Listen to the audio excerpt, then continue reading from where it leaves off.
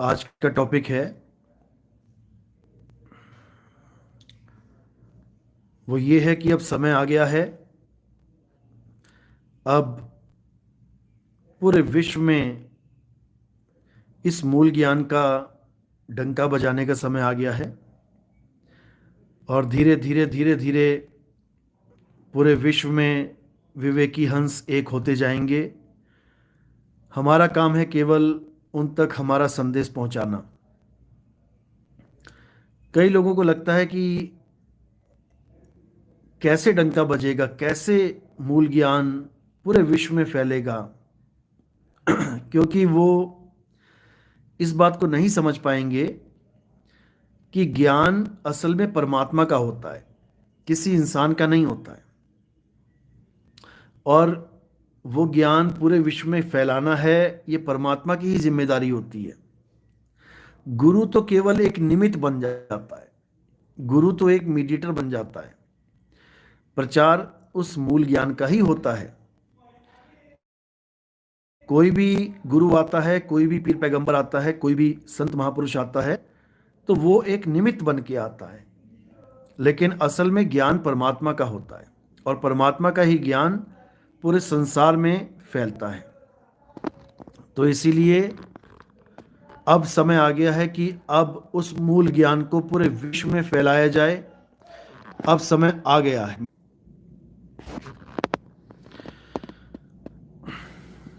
हाँ जी, थोड़ा signal down था यहाँ पे। अब ठीक है। आवाज़ ठीक आ रही है मेरी? वीडियो ठीक चल रही है?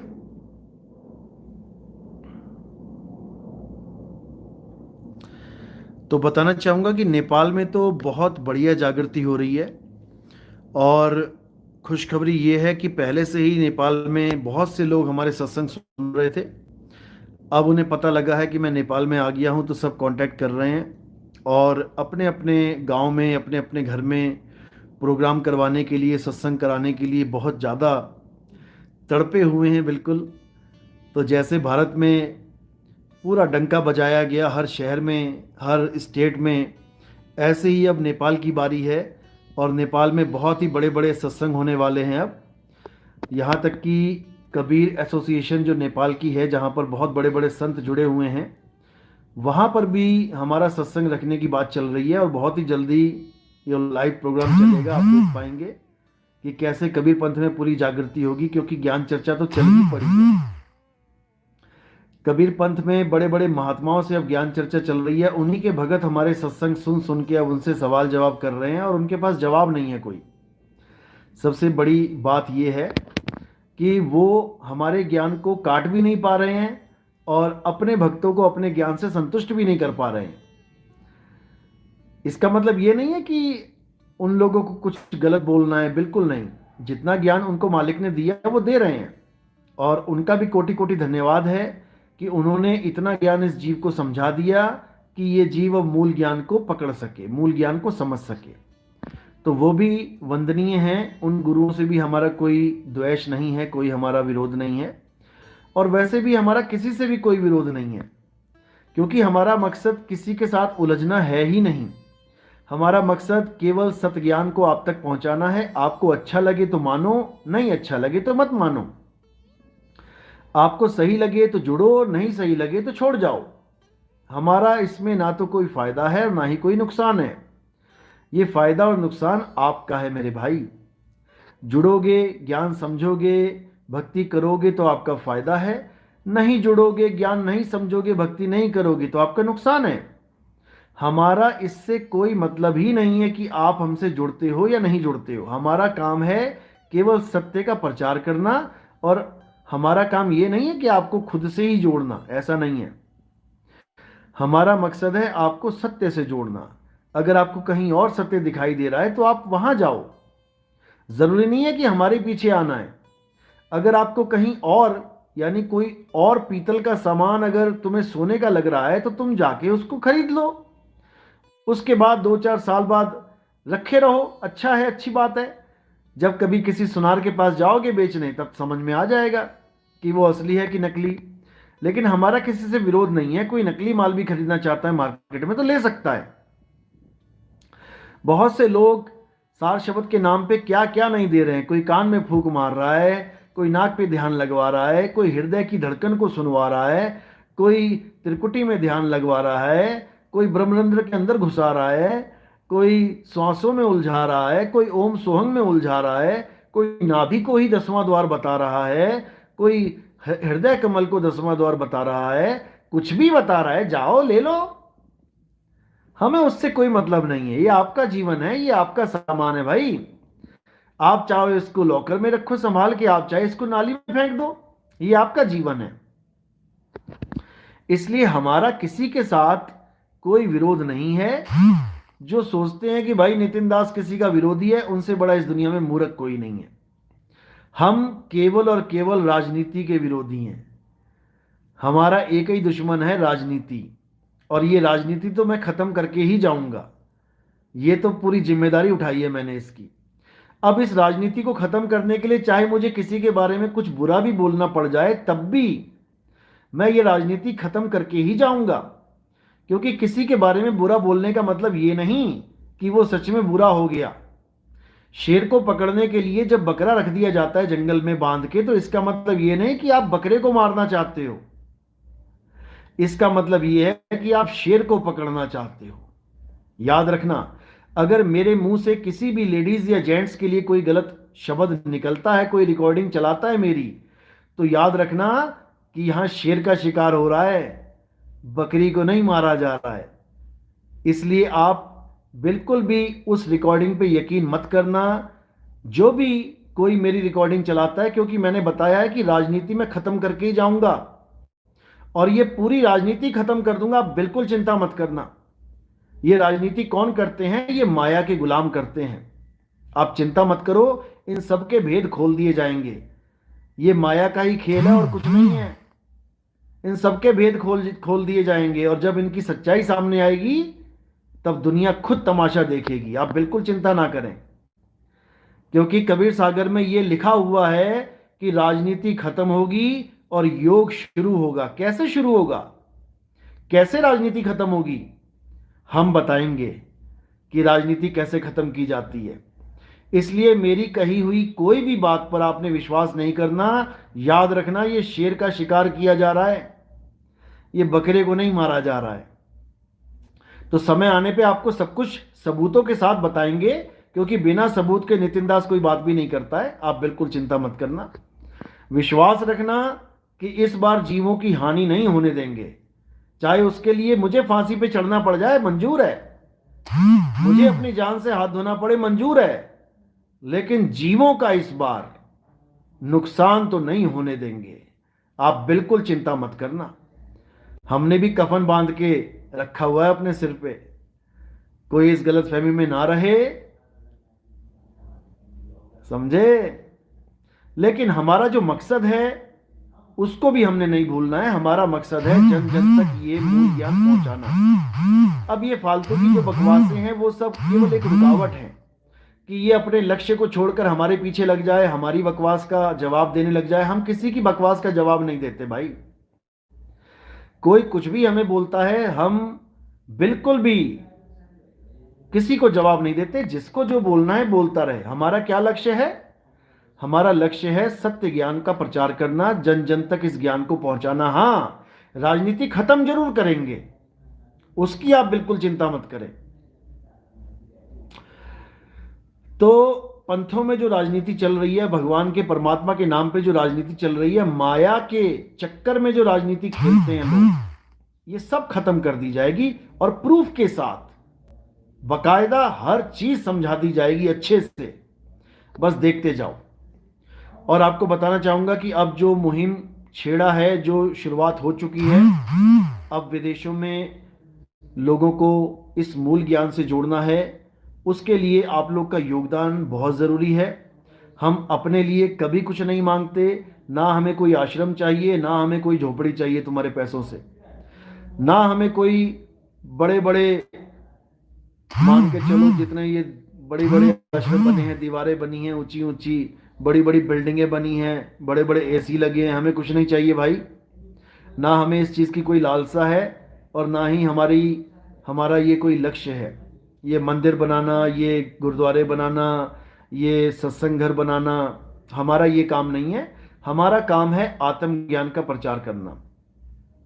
हमारा काम है कि इससे पहले कि हमारा शरीर छूटे, आपका शरीर छूटे, हमें अपने शुद्ध चैतन्य स्वरूप को प्राप्त करना। बस यही हमारा लक्ष्य है, जन जन तक ये पहुंचे और सबका कल्याण हो, सबकी मुक्ति हो। तो जो मेरे भाई अपनी इच्छा अनुसार, वैसे तो कबीर पंथ में कहते हैं 10 बंद देना चाहिए, 10वां हिस्सा देना चाहिए, लेकिन नहीं, हमारे यहाँ ऐसा कोई बंधन नहीं है। हमारे यहाँ है यथाशक्ति तथा भक्ति। जितनी आपकी इच्छा है, जितना आपका सामर्थ्य है, आप केवल उतना ही सहयोग करें। किसी को कोई किसी बंधन में नहीं रखना है हमने। लेकिन अब सच में आपके सहयोग की जरूरत है, क्योंकि अब जो मुहिम छेड़ा जाएगा वो पूरे विश्व स्तर पे छेड़ा जाएगा। और आप यकीन करिए कि बहुत अच्छे अच्छे विवेकी लोगों से, जो अच्छे अच्छे ओहदों पे बैठे हैं, बड़ी बड़ी पोस्टों पे बैठे हैं, उनसे अब ज्ञान चर्चा होगी, अब उनसे मुलाकातें होंगी, एम्बेसी के लोगों से भी मुलाकात होगी, और बड़े बड़े पदों पर जो महानुभाव बैठे हैं उन सब तक इस मूल ज्ञान को पहुंचाया जाएगा। इसमें आप सबको योगदान करना है। जितने हमारे शिष्य हैं, आपका फर्ज बनता है कि आपके गुरु का जो लक्ष्य है आप उसको पूरा करने में पूरा योगदान करें।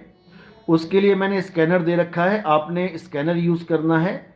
जो मैंने आज एक वीडियो डाली है उसको आपने स्कैनर यूज़ करना है। 2 स्कैनर दिए हैं मैंने, एक तो मेरे अकाउंट का स्कैनर है और एक हमारे ट्रस्ट का स्कैनर है।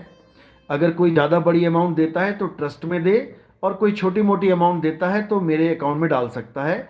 उस पर आपने लिखना है गुरु सेवा प्रचार सेवा, प्रचार प्रसार सेवा जरूर लिखें रिमार्क्स में, और आप उसको भेज सकते हैं। तो अगर बाय चांस नंबर से अगर अमाउंट नहीं जा रही है तो आप स्कैनर को जरूर यूज़ करें। जिसको स्कैनर यूज़ नहीं करना आता वो किसी दुकान पे जाके, जो मोबाइल शॉप होती है वहाँ पर जाके, या फिर जो बहुत सी शॉप्स होती हैं मनी ट्रांसफ़र वाली, जहाँ पर लोक मित्र केंद्र कहते हैं शायद उसको, तो वहाँ पर जाकर भी वो अमाउंट ट्रांसफ़र कर सकते हैं और अपना जो योगदान है वो दे सकते हैं।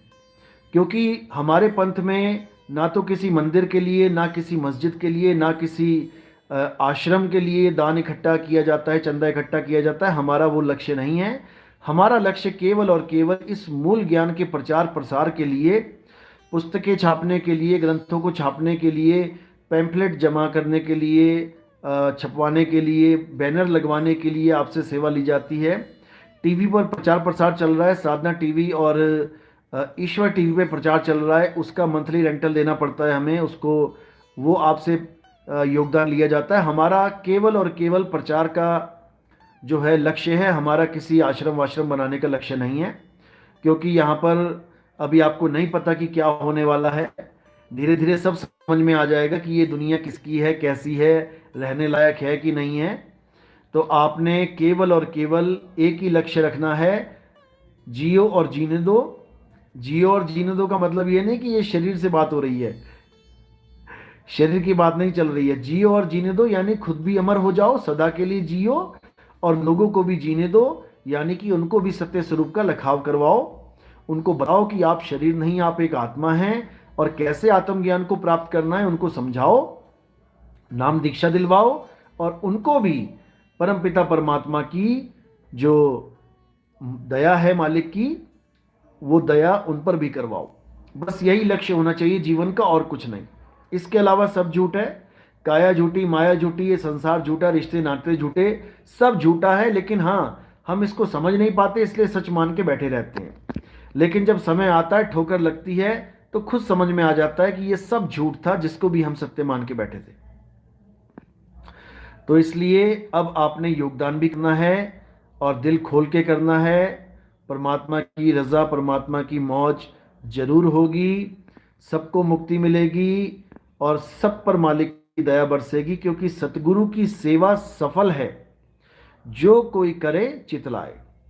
बिल्कुल, इसमें कोई शक नहीं है, और ये होना ही है। एक जीव को अगर हम निकाल पाते हैं तो बताया जाता है 1 करोड़ गाय को कटने से बचाने का पुण्य प्राप्त होता है। तो भाई ये मौका है परमात्मा की सच्ची खुशियां प्राप्त करने का। वो नकली दान चंदा वाला काम नहीं है यहाँ पे कि हमें बड़ी बड़ी सहूलतें चाहिए, हमें कोई ऐशो आराम चाहिए, बिल्कुल नहीं चाहिए। हम सड़क पे रहने वाले इंसान हैं भाई, सड़क पे चलने वाले इंसान हैं। लेकिन लोगों तक ये मूल ज्ञान पहुंचे, ये आप लोग के सहयोग से ही होगा। तो इसके लिए आप जरूर इस बात को करें। राजेश कुमार, गुरुजी प्रथम सतगुरु मदन साहिब जी के जीवन के बारे में प्रकाश डालें। मदन साहिब के बारे में पूरा ग्रंथ है, मैं आपको पीडीएफ भेज दूंगा, आप अच्छे से पढ़ लेना उसको। आपको समझ में आ जाएगा कि मदन साहिब पर जब कबीर साहब ने दया करी थी, तब उनको ये समझा दिया गया था, बता दिया गया था कि तुम्हारे ही पंथ में एक ऐसा प्रचार चलेगा, ऐसा ज्ञान चलेगा जो पूरे विश्व में डंका बजाएगा। कहते हैं चौथी गद्दी हुई अवतारा, डंका बाजी सब संसारा, हम उनके सिर बैठब आई और वाह से पार कोई नहीं पाई। यहां पर कोई इस देह को अवतार ना समझ ले कि कोई देही अवतार की बात चल रही है। यहां पे यहां देही अवतार की बात नहीं चल रही है। अवतरण का मतलब होता है ज्ञान का अवतरण, यानी एक ऐसा ज्ञान अवतार होगा जो पूरे संसार में डंका बजा देगा सतनाम का, और मैं उसके सिर पे आके बैठूंगा, वहीं से पूरे पंथ को संभालूंगा, बागडोर को संभालूंगा और पूरे विश्व में सतनाम का परचम लहराऊंगा। ये मदन साहिब को कबीर साहब ने जब बोला था, तो ये जो है मदन साहिब के ही जो बड़िया गद्दी है वहाँ से ये ग्रंथ छपा हुआ है। आप देख सकते हैं, मैंने सत्संग भी किया है। 31 दिसंबर 2020 को मैंने ये सत्संग किया था। आप उस सत्संग को सुन सकते हैं, उसमें पूरे प्रमाण दिए हुए हैं।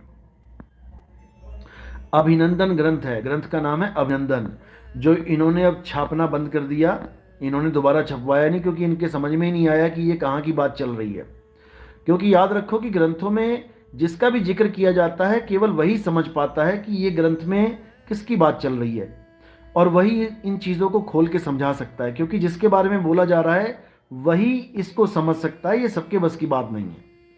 क्योंकि ये पहेली की तरह ज्ञान होता है, ये कोड लगे होते हैं, ये कोड खोलना सबके बस की बात नहीं होती है। जिसके लिए बात बोली गई होती है वो खुद ही समझ जाता है कि ये बात कहाँ जा रही है, और जिसके समझ में नहीं आता वो विरोध करता है, क्योंकि उनका नाम नहीं है, उनका जिक्र नहीं है, तो उनको लगता है अरे यार हम तो छोटे बन गए और ये महान हो गया। जबकि ऐसा नहीं है, सब महान है, कोई छोटा बड़ा नहीं है, सब में वो मालिक विराजमान है।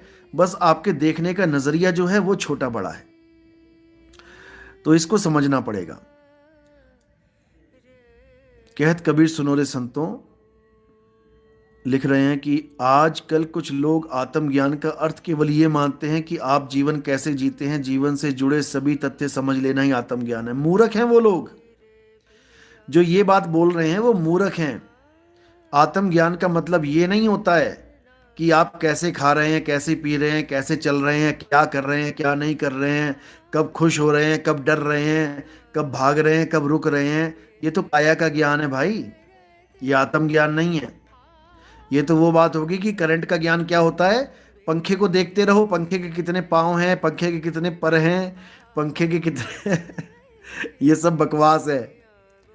करंट यानी आत्मा का ज्ञान ये होता है कि पंखे से ध्यान हटा के करंट में ध्यान लगाना और करंट का अनुभव करना, और जैसे ही करंट का अनुभव होगा पंखा भूल जाओगे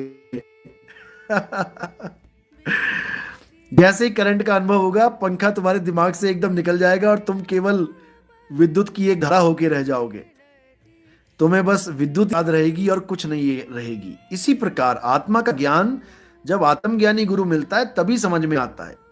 ये नकली आचार्य आपको आत्मज्ञान नहीं दे सकते, ये नकली गुरु ये आपको आत्मज्ञान नहीं दे सकते। अधूरा कान पे ध्यान कर लो आत्मज्ञान हो जाएगा, जी पे ध्यान कर लो आत्मज्ञान हो जाएगा, कंठ में कर लो, हृदय में कर लो, नाभि में कर लो, यहां कर लो, वहां कर लो, क्योंकि इनको आत्मा का भेद ही नहीं पता। आत्मा क्या है, आत्मा कैसी है, ये कभी सपने में भी नहीं सोच सकते। अगर सपने में भी अगर इनको आत्मा का ज्ञान मिल जाए तब भी इनके बहुत बड़े भाग हैं। लेकिन दुख के साथ कहना पड़ता है कि ऐसे ऐसे लोग आचार्य बने बैठे हैं जो आत्मा के ज्ञान पे शून्य हैं, शून्य।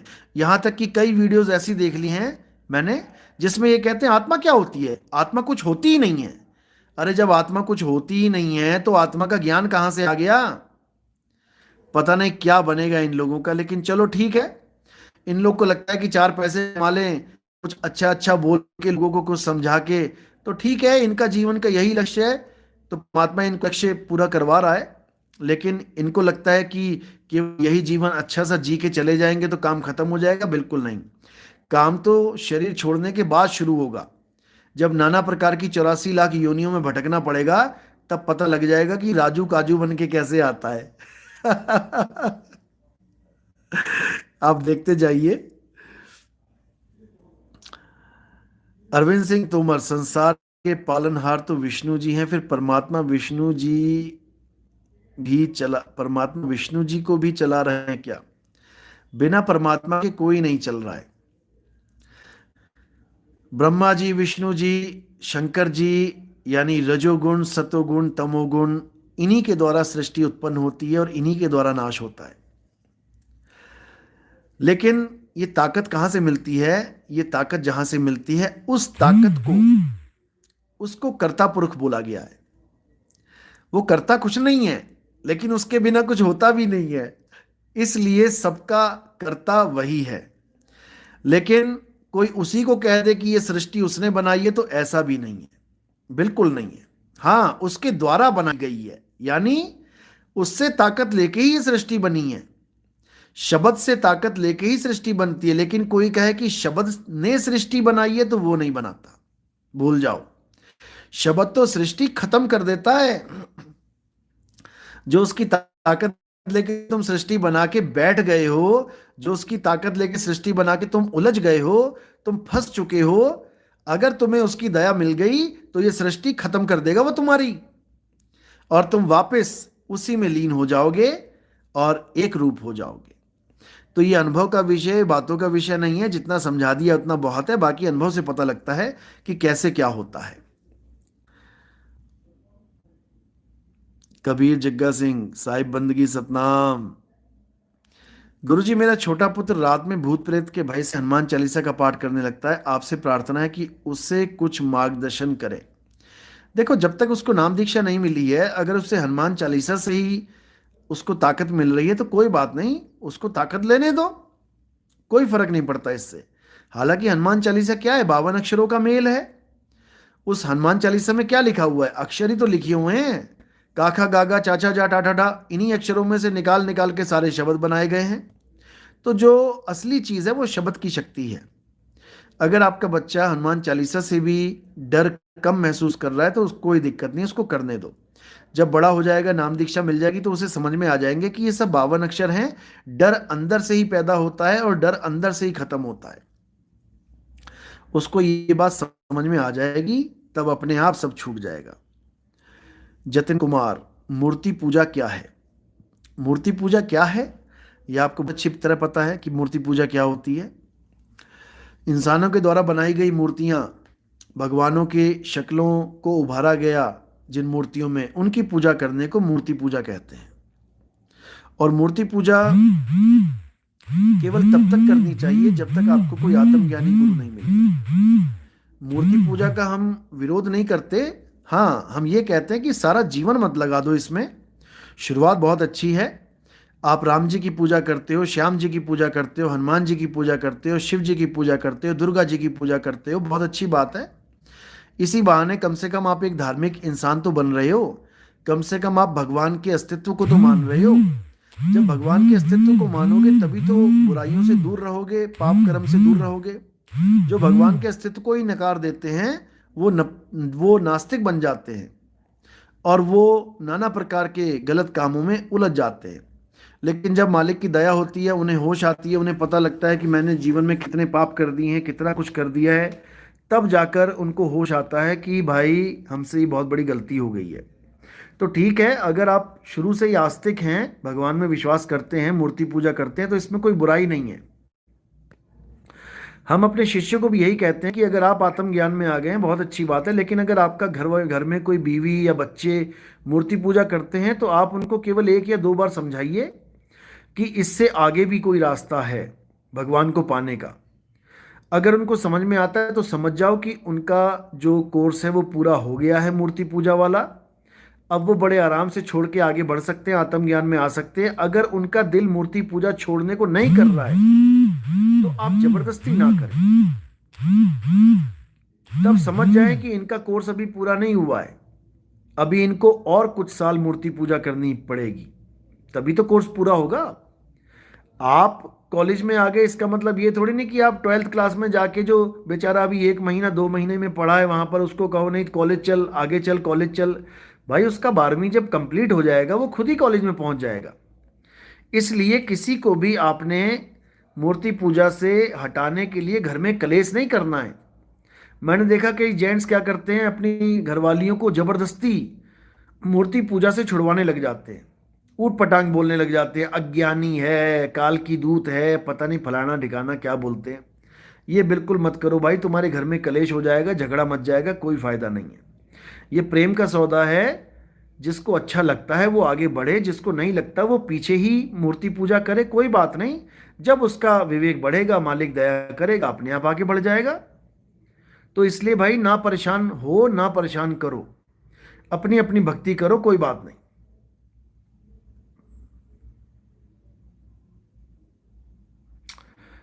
विनीश कुमार साहिब, एक काल का दूत जो आपको बहुत गलत बोलता है। अरे कोई बात नहीं भाई, देखो हर युग में जब भी कोई संत महात्मा आया है या कोई भी प्रचारक आया है तो उसके उसके विरोध में ऐसे लोग खड़े होते ही आए हैं, क्योंकि सत्य का विरोध करने वाले सत्य बोलने वालों के भी विरोधी हो जाते हैं, समझे। लेकिन इन लोगों पे ध्यान नहीं देना चाहिए, परमात्मा इनका हिसाब किताब खुद लेगा। हमें कर्ता बनने की जरूरत नहीं है, हम कर्ता बनने वाले नहीं है कि हम इनसे हिसाब लेंगे कि तुमने मेरे बारे में ऐसा क्यों बोला। परमात्मा खुद हिसाब लेता है। जब लग जानू मैं हूं करता तब लग गर्भ जून में फिरता, जब लग मानू बैरी मीत तब लग निश्चल ना ही चीत। जब तक मैं किसी को बैरी और किसी को अपना मित्र मानूंगा तब तक मेरा जो चित्त है वो निश्चल नहीं हो पाएगा।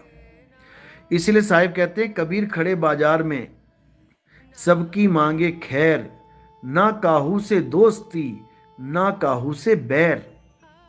ये करम जून है भाई, यहां पर तुम जो बोओगे वही काटोगे। हमें परेशान होने की जरूरत नहीं है कि मुझे किसी ने गालियां दी, मुझे किसी ने गलत बोल दिया, मुझ पर कोई झूठे इल्जाम लगाए।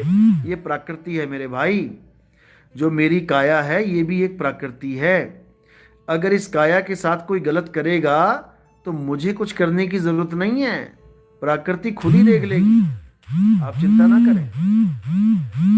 और जब प्रकृति फैसला करती है तो वो फिर राम जी को भी नहीं देखती और श्याम जी को भी नहीं देखती।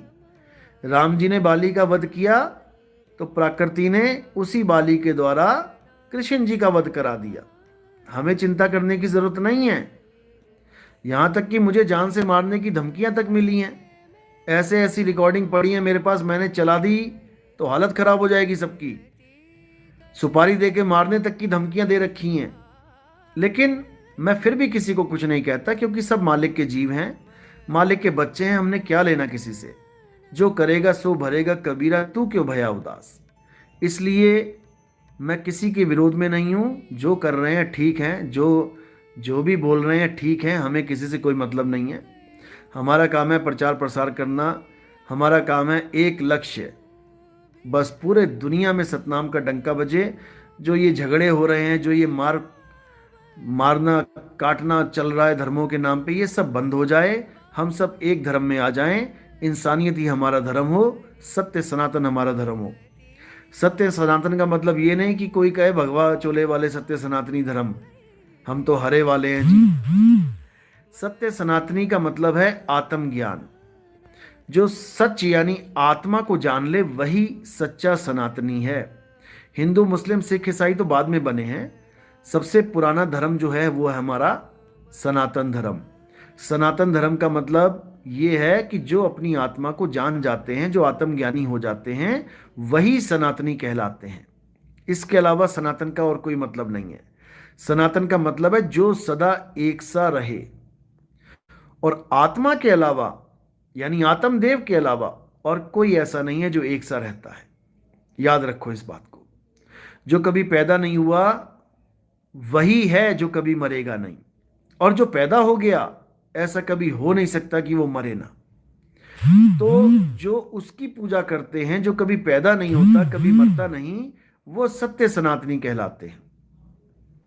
और जो उसकी पूजा करते हैं जो पैदा होता है और मर जाता है, वो सत्य सनातनी नहीं है। कहते हैं नानक एको सिमरियो जो जल थल रहा समाए, और वाही को क्यों सिमरियो जो जम्मे ते मर जाए। जो पैदा हो जाता है और मर जाता है उसको भगवान, उसको अल्लाह, उसको वाहेगुरु मत मानो भाई। जो कभी नहीं मरता, कौन नहीं मरता? हे अर्जुन, ये आत्मा अजन्मा है, नित्य है, शाश्वत है। ये आत्मा अचल है, अछेद्य है, अदाह है। पढ़ो अच्छी तरह। ये आत्मा पुरातन है, ये आत्मा ही सत्य सनातन है। अध्याय 2 24वां श्लोक। घोट के पी जाओ इसे। अगर सच में अगर परमात्मा को पाना चाहते हो तो पहले आत्मज्ञान को चीन लो। जब लग ना चीनोगे आत्म, तब लगना मिली हैं परमात्म। आत्म चीने परमात्म चीने, संत कहावै सोए, और यह भेद काया से न्यारा, बूझे बिरला कोई। अच्छी तरह समझ लो, क्योंकि ये समझाने वाला भी बार बार नहीं मिलेगा आपको। फिर उन्हीं चक्करों में पड़ जाओगे। जो बन रहा है, बिगड़ रहा है, जो पैदा हो रहा है, नाश हो रहा है, उसी की पूजा करने में लग जाओगे, जीवन बर्बाद हो जाएगा। इसलिए कृष्ण जी की बात को समझो, कबीर साहब की बात को समझो, संतों की बात को समझो। बाइबल में देखो क्या लिखा है, in the beginning there was word. ये वर्ड क्या है? अरे ये वर्ड ही शब्द है। ये वर्ड को ही जानना है। In the beginning there was word, word was with God, and word was God. समझ लो इसको। इसी वर्ड को शब्द बोला जाता है। शब्द, शब्द बिना सुरत आंधरी कहो कहां को जाए, और द्वार ना पावे शब्द का फिर भटका खाए। अब कई लोग ये भ्रम फैलाते हैं कि जैसे शब्द क्या है? शब्द आकाश है। यानी जिस आकाश में तुम घूम रहे हो, जिस आकाश में ये पृथ्वी गेंद की तरह घूम रही है, उस आकाश को शब्द मान बैठे हैं कई लोग, और उसी का प्रचार कर रहे हैं कि ये शब्द है, ये आकाश ही शब्द है। इस आकाश को ना तो कोई जला सकता है, ना कोई इसको जो बुझा सकता है, ना कोई इसको काट सकता है, ना कोई इसको गीला कर सकता है। बताओ क्या बेवकूफ हैं ये लोग। अरे धरती आकाश का तो उत्पत्ति होती है। बाइबल पढ़ो। 7 दिनों में क्या बनाया गया? धरती बनाई गई, आकाश बनाया गया। तो जब आकाश बनने बिगड़ने वाली चीज है तो वो शब्द कैसे हो गया? इतना बुरा हाल है इन लोगों का। और सबसे बड़ी बात है कि आकाश आंखों के द्वारा देखा जा सकता है।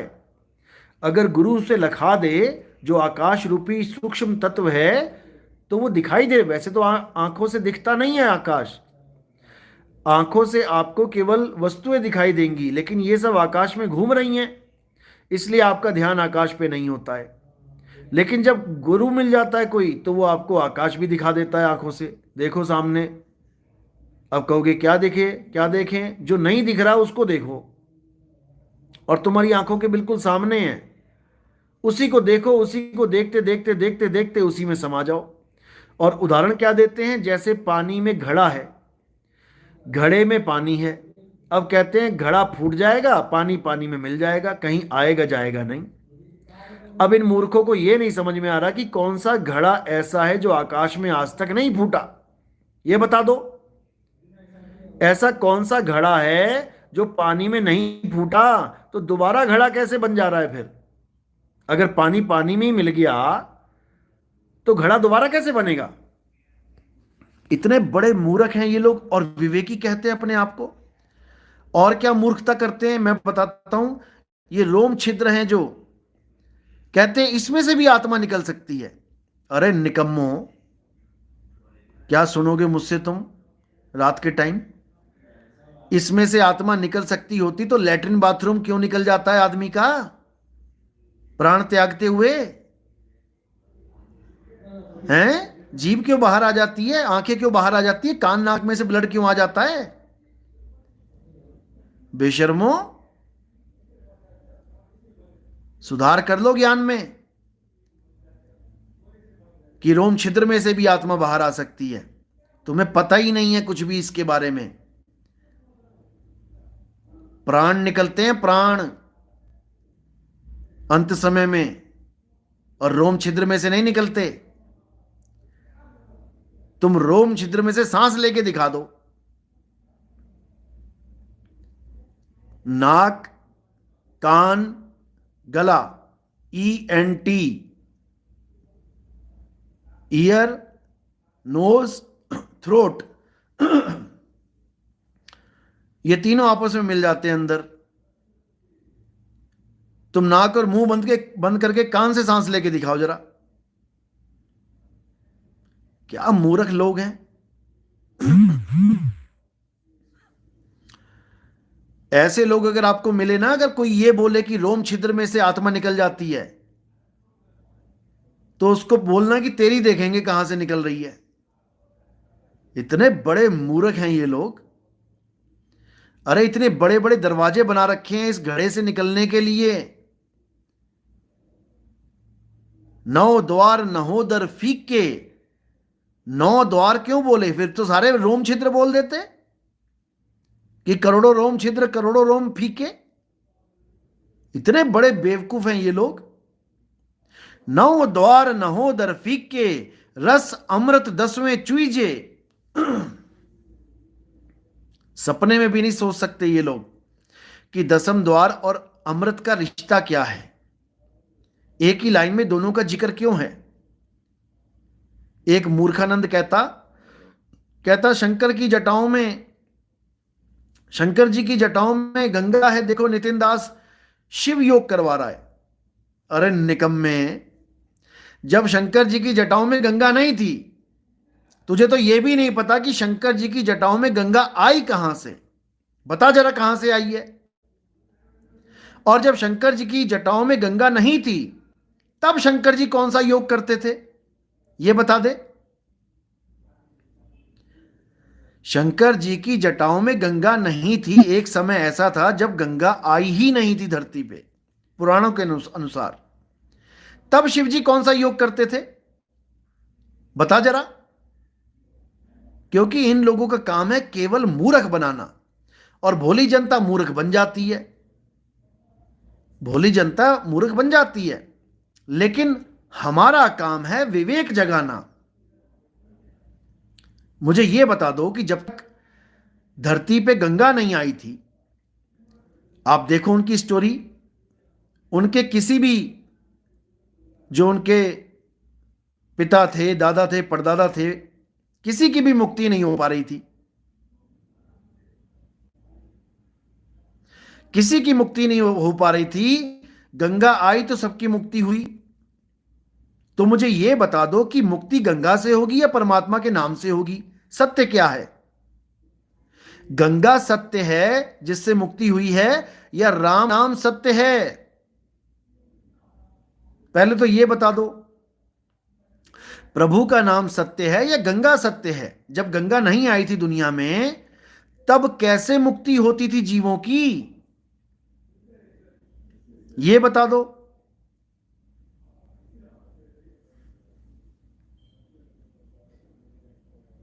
तो भाई विवेक लगाओ। ऐसे निकम्मे कई आएंगे कई जाएंगे जीवन में। ऐसे नहीं किसी के भी पीछे लग जाते। अगर तुमसे कोई पूछे कि शुरू में परमात्मा ही परमात्मा था, जैसे ही वो ये बात करे, तुम उससे पूछो क्या तुमने देखा था कि परमात्मा ही परमात्मा था, या परमात्मा के साथ जीव भी थे? क्या तुमने देखा था, या लिखी बातों पे विश्वास करके बैठे हो? अगर तुमने नहीं देखा तो तुम्हें हक ही नहीं है बोलने का। क्योंकि साहिब कहते हैं, बिन देखे वा देश की, अरे बात करे सो कूड़, आप पे खारी खात है, बेचत फिरे कपूर। जैसे कोई तुम्हें पूछे कि नी अक्षर से अक्षर कैसे हो गया, तुम पूछो तुम्हें पता है नी अक्षर क्या है? क्या तुम जानते हो नी अक्षर क्या है? पहले तुम बताओ कि नी अक्षर होता क्या है, तब मैं तुम्हें बताता हूं कि नी अक्षर से अक्षर कैसे होता है। समझे?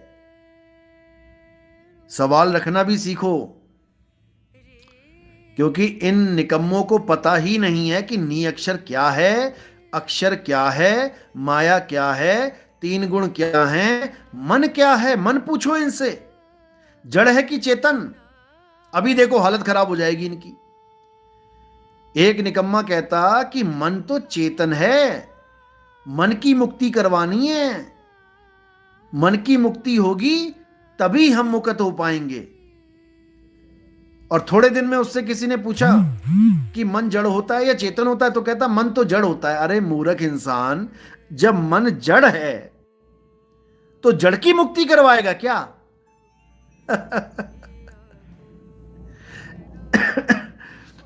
ऐसे ऐसे लोग बैठे हुए हैं, क्या बोला जाए। ये सब सामने आ जाएंगे, चिंता मत करो, सब सामने आ जाएंगे, चिंता मत करो। ये परीक्षा इसीलिए चल रही थी। जो फेल होता जाएगा, सबसे पहली बात तो ये समझ लो कि जो भी मेरे विरोध में बोलेगा फेल हो रहा है, उसका कहीं ना कहीं माया से कनेक्शन है। वो मुझसे पैसे लेके बैठा है और पैसे देने ना पड़े इसलिए साजिश रच रहा है। याद रखना, ये तुम्हें मैंने कोड दे दिया है। जो भी मेरे खिलाफ कमेंट करता दिखेगा या मेरे खिलाफ बोलता दिखेगा, उससे पूछ जरूर लेना कि क्या नितिन दास से पैसे लिए थे तुमने? हैं? बिना ब्याज पे, बिना ब्याज दिए? क्योंकि कुछ लोग ये भ्रम फैला रहे हैं कि नितिन दास ने ब्याज पे पैसे दिए किसी को। इन निकम्मों को इतनी भी शर्म नहीं आती कि नितिन दास मदद करता है, बिजनेस नहीं करता। अगर कोई बहुत ज्यादा परेशान होता है तो हम उसकी मदद करते हैं, और हमने मदद की भी है लोगों की। वो बात अलग है कि मदद लेके दोबारा देने का नाम नहीं लेता कोई। और ये सारा खुलासा हम करेंगे अच्छी तरह, याद रखना। अब जब बात चली है तो पूरी निबेड़ा करेंगे, और तुम्हें पता लगेगा कि कितने लाख और कितने हजार और कितने 100 लोगों को बिना किसी प्रॉफिट के, बिना एक पैसे के ब्याज के, हमने परमात्मा का जीव समझ के उसकी मदद करी। और ये लोग राजनीति करने से बाज नहीं आते। कोई बात नहीं, मैं नहीं चाहता कि मेरी वजह से किसी की बदनामी हो, ना ही हमारा ये कोई लक्ष्य है।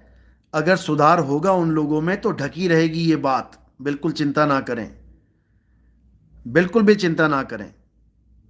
ना तो नितिन दास ने ऐसा कोई खेल खेला है आज तक, और ना ही कभी भविष्य में खेलेगा। बहुत से लोगों की मदद करी है मैंने। कई लोग कहते हैं कि आप किसी की मदद नहीं करते, तुम्हें क्या पता हम क्या करते हैं। बहुत से लोगों की, कईयों को तो ऐसे ऐसे लोगों की मदद करी जिनको बेचारों को केस लगने वाला था, ब्लैंक चेक दे के बैठे हैं, कोरोना पीरियड में बुरा हाल हो गया, अगला केस ठोकने के लिए बैठा हुआ है, तब मदद मांग रहे हैं। खड़े पैर हमने मदद करी है, और मदद करना हमारा धर्म है, और मालिक के जीवों की मदद करना तो हमारा परम लक्ष्य है, परम धर्म है। ऐसा नहीं केवल परमार्थी करना है, स्वार्थ भी सिद्ध करते हैं, ऐसी बात नहीं है लोगों का। उनका काम चले, मालिक की दया हो, हाँ, लेकिन उनका फर्ज बनता है कि सही टाइम पर वो उस चीज़ को वापस करें, ताकि कोई और जो मदद मांगने के लिए बैठा है हम उसकी भी मदद कर पाएं। तुम्हारे लिए थोड़ी नहीं हमने केवल तुम्हारे ठेका ले रखा है। और किसी को मदद की जरूरत है तो हम उसकी भी मदद करते हैं, लेकिन तुम लोग टाइम पे तो वापस करो ना। देखो, संगत का पैसा बात नहीं है, बात है किसी की मदद की। और संगत का पैसा प्रचार में ही लगता है। हम भी कोई खाली थोड़ी नहीं बैठे हैं, हमें भी पैसे आते हैं, बिल्कुल देते हैं हम। जो हमारे हिस्से में आता है हम उसको देते हैं। और ऐसा भी नहीं कि सब वापस नहीं करते, वापस भी करते हैं सब, जो जो ईमानदार हैं।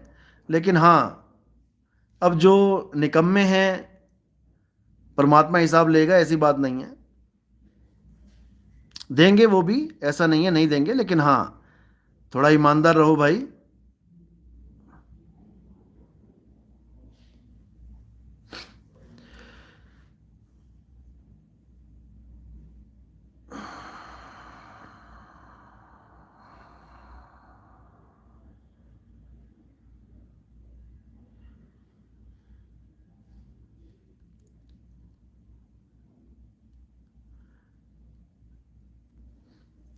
और मैंने जो एक बार बताया था कि अगर कोई गरीब किसान है और बहुत ज़्यादा परेशान है और उसकी ऐसी हालत हुई पड़ी है कि आत्महत्या करने वाला है, ऐसे लोगों की भी मदद करनी है। एक दो लोग थे, मेरे मुझे फ़ोन आया था, लेकिन ऐसी कंडीशन नहीं थी उनकी कि बहुत दयनीय हो। तो मैंने थोड़ा इंक्वायरी इंक्वायरी करी। देखो, ऐसे भी लोग मदद मत मांगो जिनको सच में मदद की ज़रूरत नहीं है। जब बहुत ज़्यादा कोई परेशान हो, बहुत ज़्यादा, और ऐसी कंडीशन बन जाए कि अब आत्महत्या करनी पड़ रही है, वहां पे हमें सोचना पड़ता है। हमारा मकसद ये नहीं है कि हम लोगों को पैसे बांटते फिरें, लेकिन एक इंसानियत भी कोई चीज़ होती है, उसको भी देखना पड़ता है।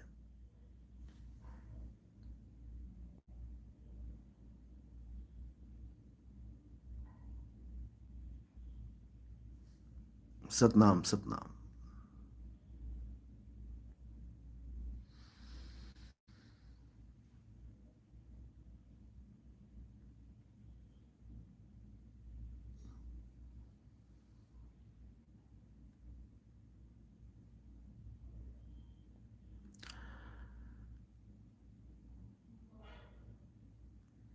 धर्मेंद्र कुमार, निरंकारी मिशन वाले क्या लखाव कराते हैं गुरुजी? निरंकारी मिशन वाले भी यही बता रहे हैं जो मैं बता रहा हूं आपको। आकाश तत्व, जो आंखों से आप देखते हो, जो आपको दिखाई नहीं देता। जैसे आप सामने दीवार देख रहे हो तो आपको सीधी दीवार दिखाई दे रही है। अब आपकी आंखों के और दीवार के बीच में जो तत्व विराजमान है, वो निरंकार तत्व है। इसी को कहते हैं तू ही निरंकार। वो निराकार तत्व है।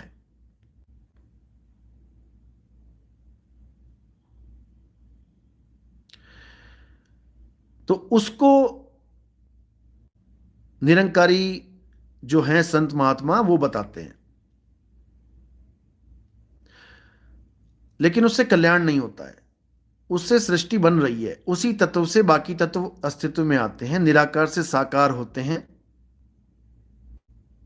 और वही साकार सृष्टि निराकार में मिल जाती है। इसका मतलब ये नहीं है कि मुक्ति मिल गई। ये शरीर साकार निराकार में मिल जाता है और फिर निराकार से साकार में परिवर्तित हो जाता है। मुक्ति ना निराकार को चाहिए ना साकार को चाहिए। मुक्ति किसको चाहिए? जो ये साकार शरीर धारण करके बैठा हुआ है, उस जीव को मुक्ति चाहिए। इनके पास जीव का भेद नहीं है। ना इनको ये पता है जीव क्या है, और ना इनको ये पता है कि आत्मा क्या है। इसलिए ये निराकार और साकार में उलझ के रह जाते हैं। लेकिन इन चक्करों में आपने नहीं पड़ना है, अच्छी तरह समझ लेना है ज्ञान को।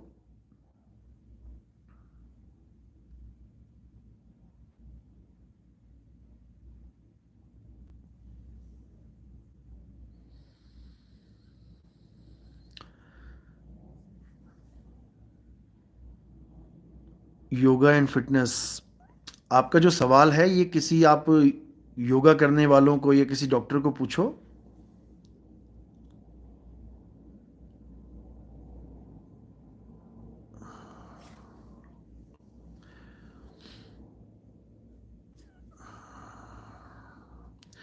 कहत कबीर सुनो रे संतो साहिब, जीवन का उद्देश्य क्या केवल सुखी होना है? क्या जीव सिर्फ सुखी होना चाहता है, चाहे वो सांसारिक स्तर पर हो या आत्मिक स्तर पर। देखो, सुखी होना अलग चीज होती है। फिर समझ लो, कई लोग ये भ्रम भी फैलाते हैं कि अगर आप सुखी हो तो दुखी भी हो जाओगे। बिल्कुल सही बोल रहे हैं वो, क्योंकि सुख और दुख ही बंधन है। अगर आप पाप कर रहे हो, पुण्य कर रहे हो, तो पाप भी करोगे। अगर आप ऐसे हो तो वैसे भी हो जाओगे। आप फलाना हो ढिकाना हो जाओगे। ऐसे बोलने वाले बहुत हैं और मुझे पता है, भरमाते हैं लोग ऐसे। और कई लोग तो ऐसे भी कहते हैं कि आप आनंद में हो तो इसका मतलब आप एक दिन दुखी भी हो जाओगे। आनंद का विपरीतार्थक दुखी ढूंढ रखा उन्होंने। लेकिन उनको ये नहीं पता कि आनंद से भी ऊपर एक चीज है जिसको परम आनंद कहते हैं। अब वो परम क्यों लगाया है? क्योंकि परम का तुम जब भाव समझोगे तो उसका मतलब होता है कभी खत्म ना होने वाला। उसको कहते हैं परम। तो वहां पर ये लोग फेल हो जाते हैं, क्योंकि ये भरमा देते हैं लोगों को कि देखो, अभी तुम कह रहे हो ना आनंद है आनंद है, अरे तुम आनंद का विपरीत देखो, दुखी। आज आनंदित हो, कल को दुखी हो जाओगे। कुछ देर का आनंद है, फिर दुखी हो जाओगे। ठीक है, अच्छी बात है, कुछ देर का आनंद है, फिर दुखी हो जाओगे। बोलने में अच्छा है। क्यों? क्योंकि देह के साथ जुड़े हो।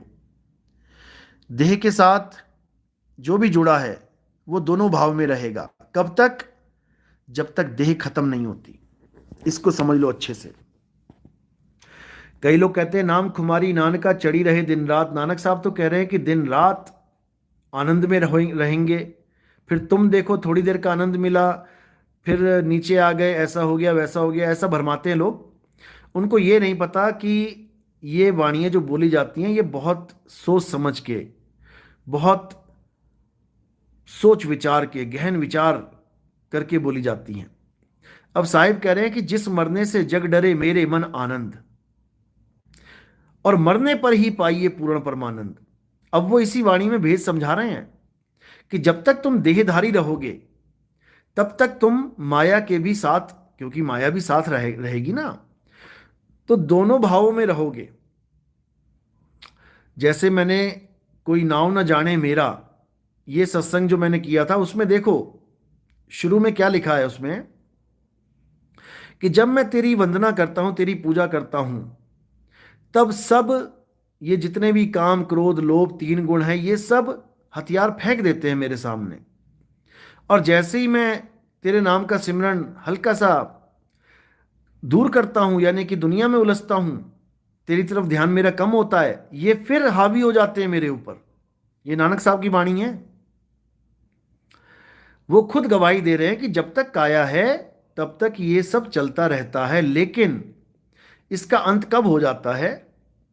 कबीर साहब गवाही देते हैं, जिस मरने से जग डरे मेरे मन आनंद, मरने पर ही पाइए पूर्ण परमानंद।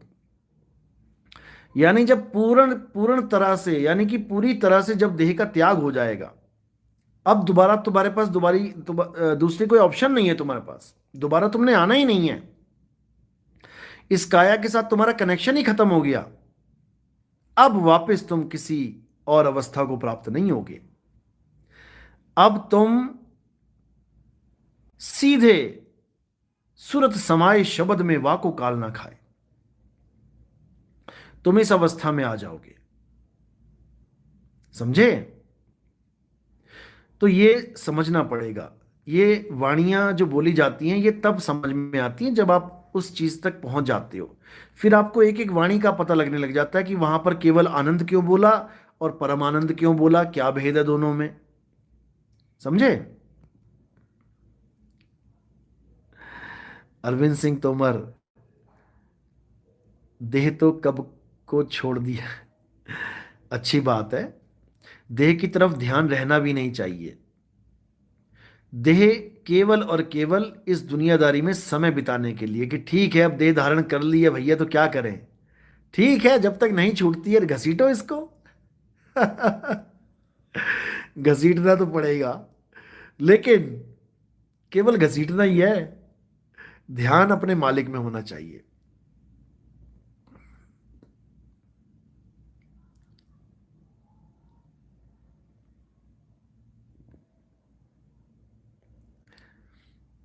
कैलाश दास, गुरुजी प्रचार प्रसार के लिए चंदा मांग सकते हैं? देखो, आपको कहीं मांगने की जरूरत नहीं है।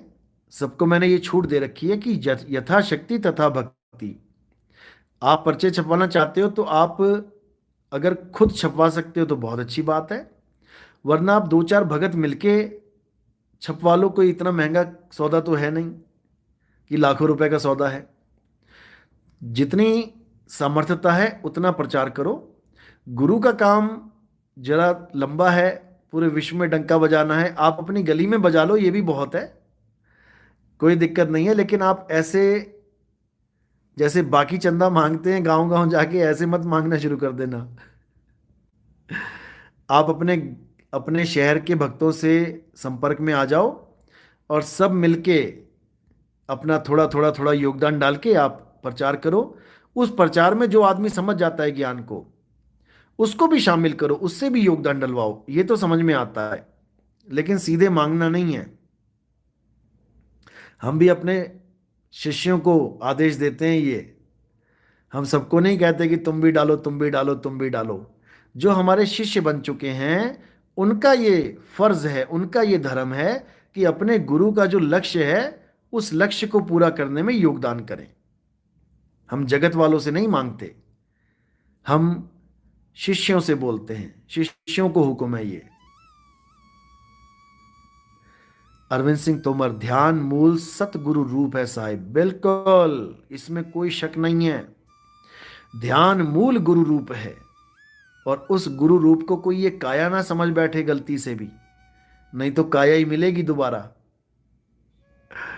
ध्यान मूल गुरु रूप है, यानी शब्द रूप है। जब आप ध्यान में सूरत को स्थिर करते हो, तब जो गुरु का रूप प्रकट होता है वो है शब्द गुरु, वो है आत्म ज्ञान, वो है परमपिता परमात्मा का निज ज्ञान। और तुम्हारा भी निज रूप वही है। दो मत समझ लेना उसको। जो दो मान के बैठा है वही फंसा है, समझ जाओ। जो तू सो हम। अरविंद सिंह तोमर, बीवी बच्चे सब दुखी हैं मुझसे। क्यों भाई, क्या हो गया? बीवी बच्चों को दुखी करने के लिए थोड़ी नहीं नाम दीक्षा दी है। ठीक है, जो कर रहे हैं करने दो। आप उनको केवल बताते रहो कि आगे भी रास्ता है, और कुछ नहीं करना है। अपने आप मालिक की दया होगी, चिंता क्यों कर रहे हो? हाँ, जल में कुंभ, कुंभ में कहत कबीर सुनो रे संतो लिख रहे हैं कि जल में कुंभ, कुंभ में जल है, बाहर भीतर पानी। फूटा कुंभ जल जल ही समाया, बूझे बिरला ज्ञानी। यहां लिखा है यही तथ्य कथ्यो, यही तथ्य कथ्यो ज्ञानी। कोई बात नहीं, बूझे बिरला ज्ञानी भी ठीक है, वाणियों में है। तो यहां पर क्या मुद्दा है, इसको अच्छी तरह समझना पड़ेगा। पहली बात तो यह समझ लो कि यह भाव कहां जा रहा है। यह भाव आकाश तत्व की तरफ नहीं जा रहा है कि जल में कुंभ, कुंभ में जल है और बाहर भीतर पानी।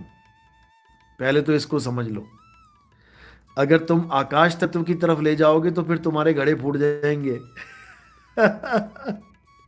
और पानी दोबारा घड़े में गिर जाएगा, क्योंकि आकाश तत्व ही घड़े बना रहा है। He is the manufacturer of all the घड़ास, ऑल द पॉट्स। तो उसको नहीं, उसको मत मानो पानी। आकाश तत्व को पानी नहीं मानना है। अब यहां पर घड़ा कुछ अलग किस्म का है, पहले यह समझ लो। यहां पर उस भेद की बात चल रही है जिसको हम शब्द और सूरत कहते हैं। शब्द समुंदर और सूरत बूंद, और घड़ा क्या है? ये तुम्हारी काया ही घड़ा है। अब ये बूंद आई कहां से इस घड़े में, पहले तो ये जानो। और हमारा समुंदर कहां है, ये भी जानो। अब जहां ये घड़े फूट रहे हैं वो समुंदर नहीं है। अगर वो समुंदर होते तो घड़ा फूटता, पानी पानी में मिल जाता, यानी किसी की भी बॉडी खत्म होती, उसका जो है जीव वो परमात्मा में मिल जाता, बात खत्म हो जाती। पानी पानी में मिल गया, बात खत्म हो गई। लेकिन कहाँ खत्म हो रही है बात? लाखों करोड़ों अरबों घड़े फूट गए इस समुंदर में, लेकिन पानी पानी में ना मिल पाया आज तक। कारण क्या है? क्योंकि पानी वहां है ही नहीं जहां तुम सोच रहे हो। पानी कहाँ है? जहां तुम्हें समझाया गया है वहां है समुंदर। और बूंद कहाँ है? इस घड़े में बूंद है। अब ये बूंद और समुंदर को एक करना है, बस इतना समझ लो। तो वो कैसे होगी? वो चुंबक जब तक नहीं लगेगा, यानी जब तक समुद्र बूंद को नहीं खींच लेगा, ये तब तक एक नहीं हो पाएगी। इसीलिए बोला है, लोह चुंबक की प्रीत ज्यों लोह को लेत उठाए, ऐसा शब्द कबीर का काल से लेत छुड़ाए। समझो। समझे? इसको अच्छी तरह समझना पड़ेगा। समझ जाओगे, कोई बात नहीं, धीरे धीरे। अभी और कमेंट्स पढ़ लेते हैं जरा क्या बोल रहे हैं।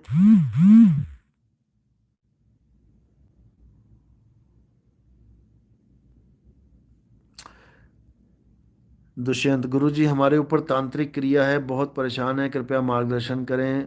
भूत पर बहुत पैसा लगा दिया है। देखो, ये सब विश्वास का खेल होता है। आप इन तांत्रिकों पे विश्वास करते हो, भूत प्रेतों पे विश्वास करते हो, तो आपको परेशानी भुगतनी पड़ेगी। क्योंकि तांत्रिक हो गए, मंत्र हो गए, भूत प्रेत हो गए, ये कहीं बाहर नहीं है, ये आपके मन में घुसे हुए हैं। ये डर आपके मन में है, और मन ही आपको डराता रहेगा, डराता रहेगा, डराता रहेगा, और आपकी हालत खराब करता रहेगा। इसलिए आप इन चीज़ों से दूर हो जाओ, बिल्कुल दूर हो जाओ। ठीक है? बिल्कुल मत मानो, कोई कुछ नहीं बिगाड़ सकता। आत्म जो है उसकी ताकत को पहचानो, आत्म शक्ति को पहचानो, आत्मनिर्भर बनो, फिर देखो क्या होता है।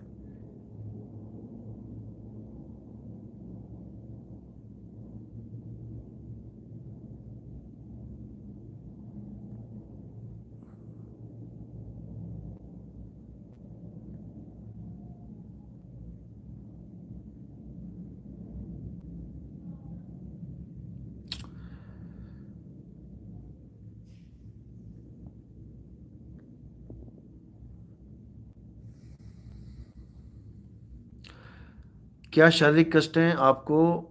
आप मुझे मैसेज करना 9256111007 इस नंबर पे।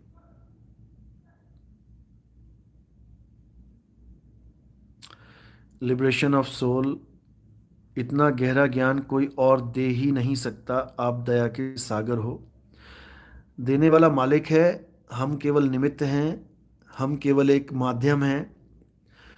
और आपको बता दूं, आजकल ऐसे ऐसे निकम्मे आ गए हैं यूट्यूब पे, जो ये कहते हैं कि मन कभी मर नहीं सकता, मन अमर है। अब इन मूर्खों को मैं क्या बोलूं? और कहने लगे हैं कि मन काल नहीं है, मन की कल्पना काल है।